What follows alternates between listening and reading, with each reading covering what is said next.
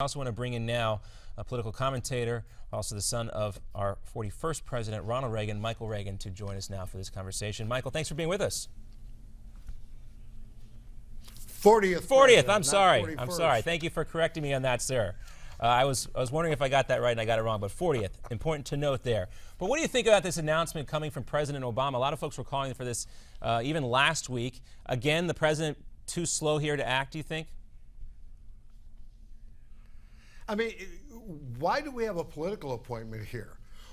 Why not put a doctor? If you're going to have an Ebola czar, why not put somebody in charge that really understands, what is going on with Ebola? What happened to the Surgeon General of the United States of America? Where is the Surgeon General at this point? Do we have one? I don't know, because I haven't heard anything from the Surgeon General, which is basically the top doctor in the United States of America. Instead, we have a political appointment. That doesn't make me feel better. I don't think it makes anybody else feel better that somebody who worked for Joe Biden and worked for Al Gore is now going to be the czar of Ebola. Please. So for people like me and John and so many of us who are concerned in this country about this Ebola disease, you don't think an appointment of this czar, the person that he's going to appoint, can make a difference as opposed to, like you say, the Surgeon General or a doctor? Do you think this kind of person couldn't maybe bring us maybe a little bit more peace of mind, if you will? Do you have peace of mind because of political appointment? Somebody who worked for Joe Biden, worked for Al Gore, is now going to be the Ebola czar? Wouldn't you feel better? I mean, why not put Dr. Oz in charge of it?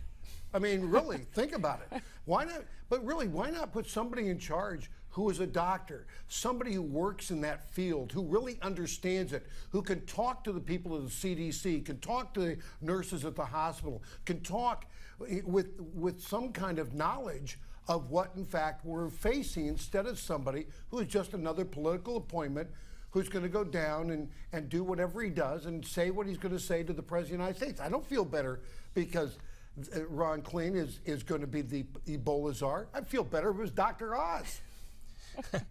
Interesting choice there, Dr. Oz. But, Mike, I also wanted to ask you this because we heard some language from the president yesterday that maybe signals that he's changing his mind on these travel bans, saying he's not philosophically opposed to a travel ban. Do you think eventually the president's going to have to relent on this and give into the pressure from some other folks in the opposing party, even some members of his own party, to impose a travel ban on folks coming from these West African countries?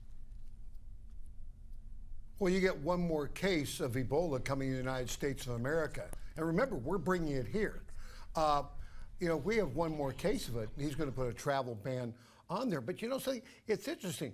We bring people here, and we have people who are in West Africa, Liberia, and all through that area. Why don't we incubate them there for about 21 days to see if they're okay before we bring them to the United States of America to see if they're in fact okay? It just, the whole way this is being handled seems to be completely upside down. We're seeing that we weren't prepared to take care of Ebola. We've seen that. That's why everybody's now being moved around. We are told that, we're going to be fine. There's not going to be any outbreak in the United States of America. Now we say it's not going to be a big outbreak in the United States of America, which puts fear in everybody.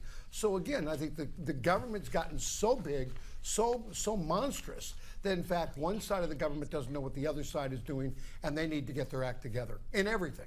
Michael, on a personal note, if I may ask, what do you think your father would have done differently, sir? I don't know what my father would have done differently at this point, because that was 1980s. This is now 2014. But I think there would have been some kind of leadership involved in all these things. This is a tough call. I hate to say this, but it's like when my father was shot, and I asked my agent, why did this happen? He says, because we train every day to protect your dad, but we can't protect against the crazies. This is something new to us at this level. And so we're in a learning mode too at the same time. And everybody's pointing fingers trying to blame other people. That's why you have to have people in charge who absolutely know what they're doing and are going to be honest when they testify before Congress, instead of dancing around questions that are, given to them by members of the Congress on both sides. All right, Michael, we're going to ask you to stick around. We got much more to discuss here. We're also, hearing Ebola talked about in these midterm election cycles and some other issues that are important to talk to you about. So stick around with us. We'll be back with more here on America's Forum. Our conversation with Michael Reagan continues right after this.